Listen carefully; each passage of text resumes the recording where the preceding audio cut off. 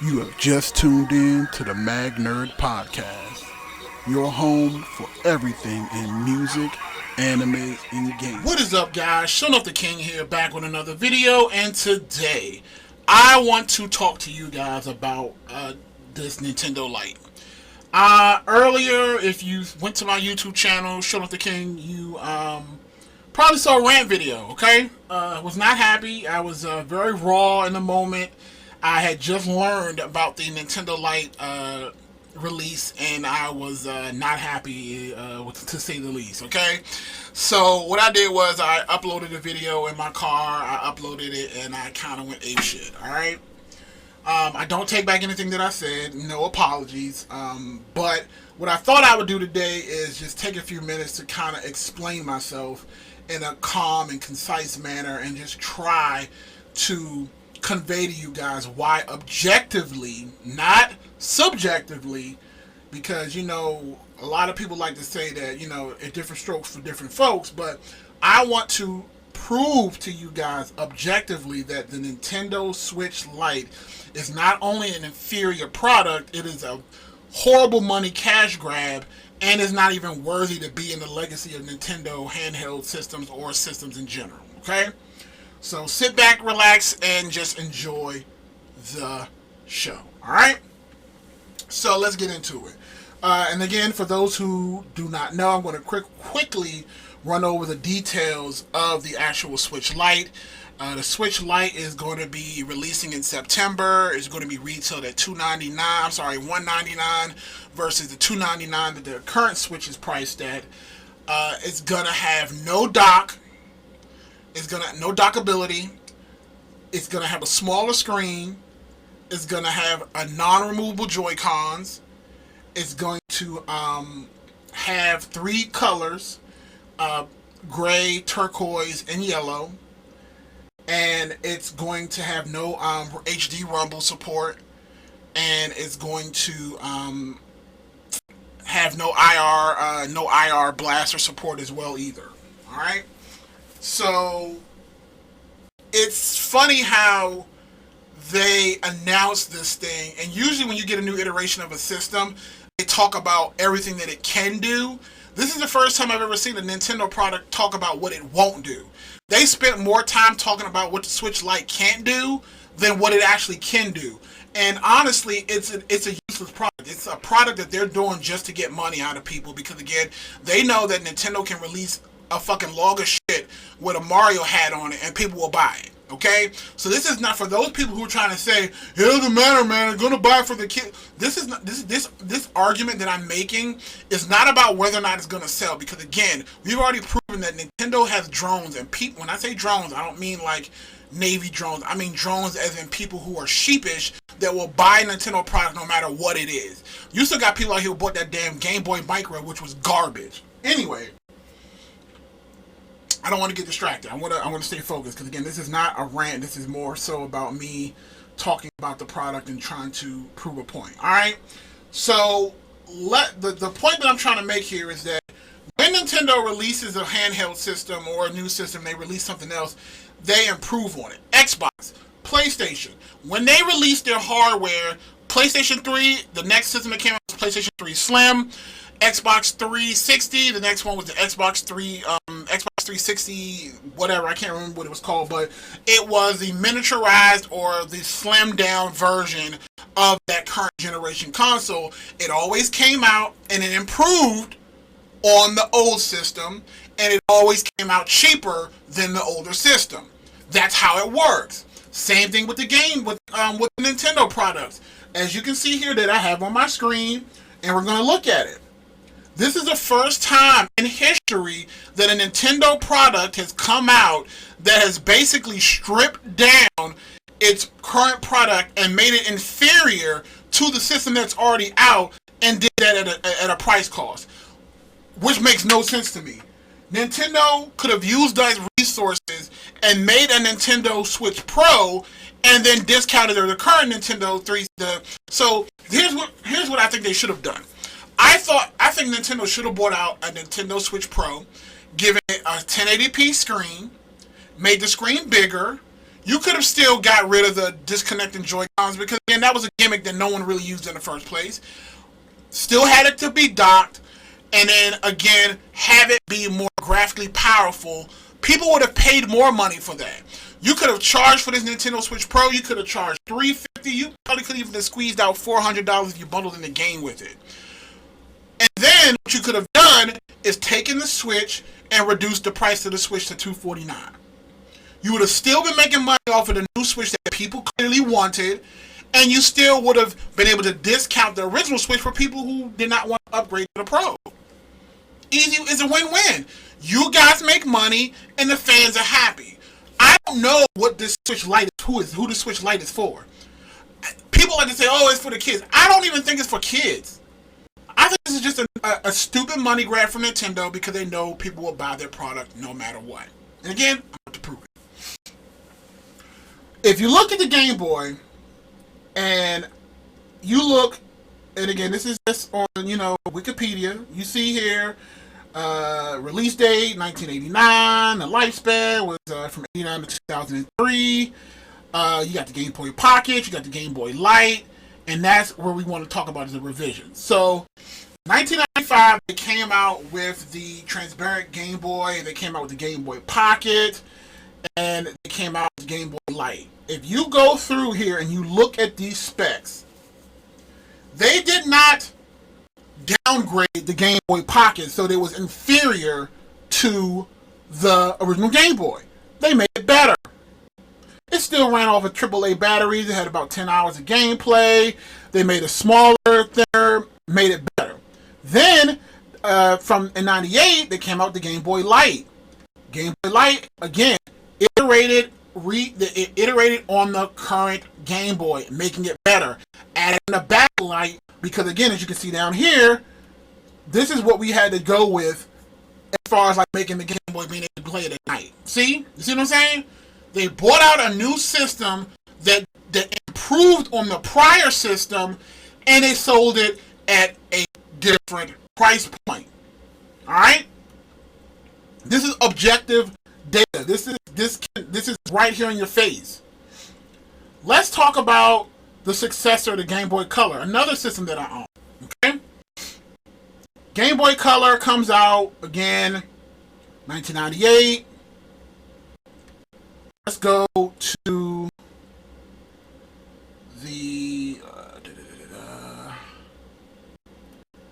history, summary, blah, blah, blah, blah, blah. Oh, the game, and again, like I said, the Game Boy Color didn't really have an improvement on it. It kind of, basically, the Game Boy Color was an improvement over the Game Boy, alright? So, let's go to the Game Boy Advance. That's probably a better example, alright? So, here we are on the Game Boy Advance, alright? Again, another system that I own. Let's go to the revisions. So when we got the Game Boy Advance, we got the Game Boy Advance SP. And let's look at this. In early 2003, Nintendo introduced a new form factor to the handheld known as the Game Boy Advance SP. The redesigned unit resembles a pocket-sized laptop computer, including a folding case approximately one-half of the size of the original unit. It also supports a rechargeable lithium-ion battery, something that the Nintendo the Game Boy Advance did not have. Improvement, okay? A significantly brighter LCD screen, improvement. Again, and after that's when they came with this bullshit Game Boy Micro, which again I thought was a foolish cash grab, but that thing didn't sell worth shit anyway. But again, they released a new system that was not the true successor, but they made it better. They didn't make it worse and try to sell it to you at a cheaper price. They gave you improvements, and in turn, the prior system got cheaper, and it made it so that there was another price point for people who wanted the upgrade. Okay? Let's go to the next one. Alright? Because again, I want to make sure this is clear. Nintendo DS. Look at this. It's a great system. I love the DS. Got it on launch day. Got it with Mario 64. Love the system. Alright, let's go. Let's look at the let's go down and look at the same thing. Where is it? Models 3.1. Let's go there. Alright. Let's look at the models. The first redesign of Nintendo DS while retaining the original model's basic characteristics. Look at that. Keep in mind. Listen to what I'm saying. While retaining the original model's basic characteristics, it featured a sleeker appearance, larger stylus, longer lasting battery, and brighter screens. The Nintendo considered a larger model of the DS Lite for release, but decided against it as sales of the original redesign were still strong. See? And then that one did so well that it ended up coming out with the Nintendo DSi. Its features included two inner and outer 3 megapixel cameras, a larger 3.25% display, internal and external content storage, compatible with WPA wireless encryption and connectivity to the Nintendo DSi shop.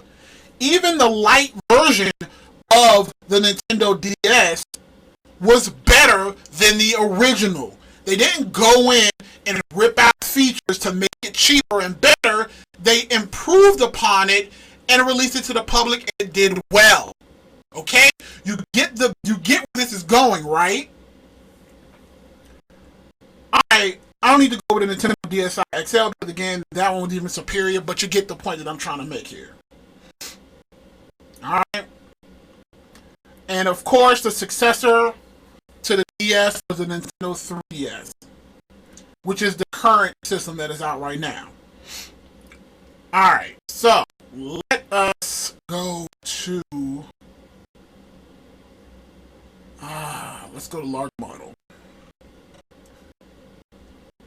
Alright. So we all know the 3DS launched, and I didn't get one right away. I ended up getting a bundle version later on because, again, at that point, I was tired of Nintendo making the same iterations. I thought the 3D feature was more of a gimmick than anything, but I ended up getting a Nintendo 3DS later on. I do own one, okay? I think I got it right around the time that Pokemon came out for the 3DS, and that's probably when I picked it up. The larger model of the Nintendo 3DS, which was a 3DS XL, came out again. XL meaning bigger screen, sharper screen.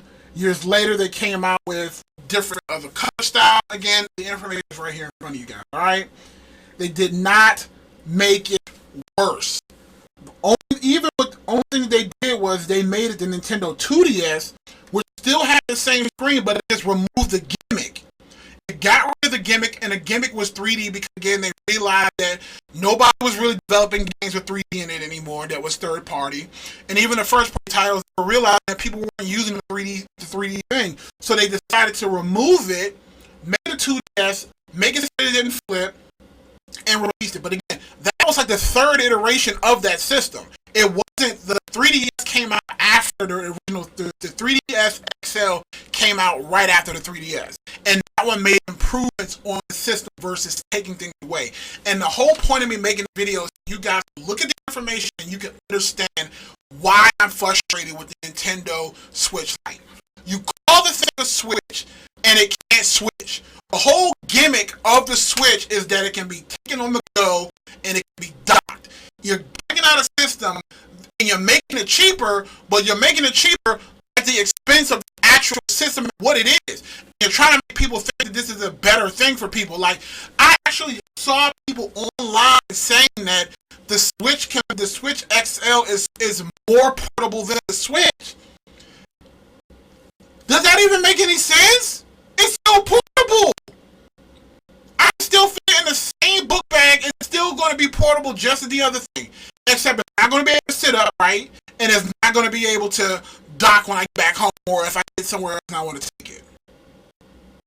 And again, let me be clear. I know why Nintendo did this. I'm not stupid.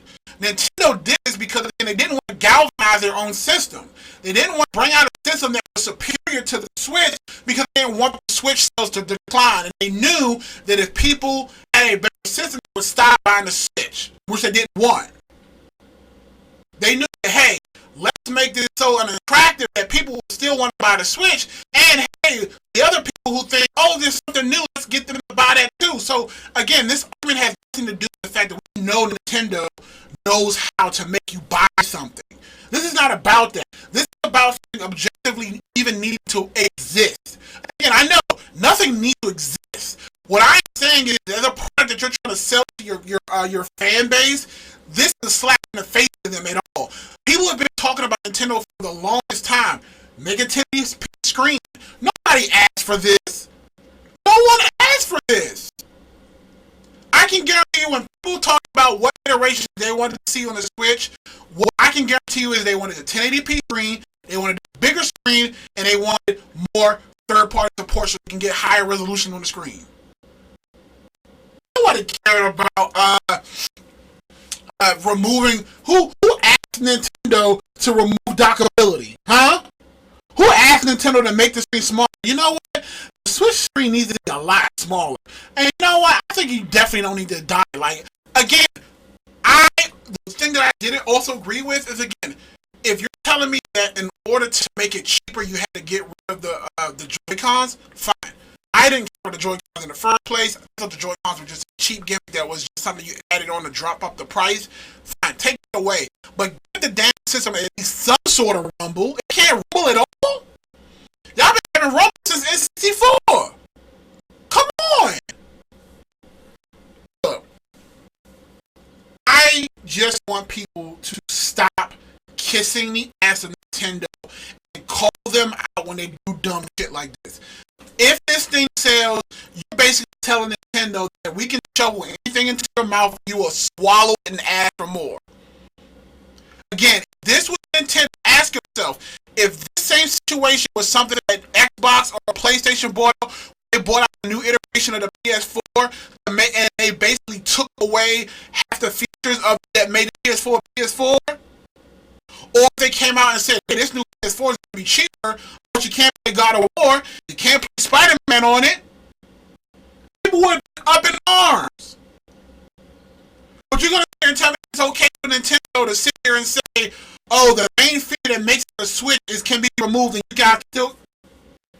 It's crazy. It's crazy. Again, like I said, I want to provide information to the ignorant people who think that I'm just sitting here trying to stomp on people's happiness or I'm trying to be a troll. I want Nintendo to succeed. I said it in my other video. I literally had my card ready to go. I was like, alright, let's get that Pro 1080p screen. Even if it wasn't a Pro and it was a Lite, I was just... If they would have kept everything and just said that they got rid of the Rumble, I mean, if they got rid of the Joy-Cons and made everything a Joy-Con, the screen was bigger, because of it, and you got better battery life, I'd have been sold. But there's no way in the world that you're going to tell me that removing the main thing that makes the Switch a good idea, and just trying to say that, oh, kids will love it, that's just bullshit. Because if kids love the Lite, they'll just love the regular Switch. Why would I buy my child, and I have daughters, by the way, why would I buy my daughters a Nintendo Switch Lite, I'll just buy the damn Switch? For $100, I'd rather have all of the features than to have nothing. Again, that's just me. Let me know what you guys think. Comment in the section below. Thumbs up the video. Show us the thing. Have a good one.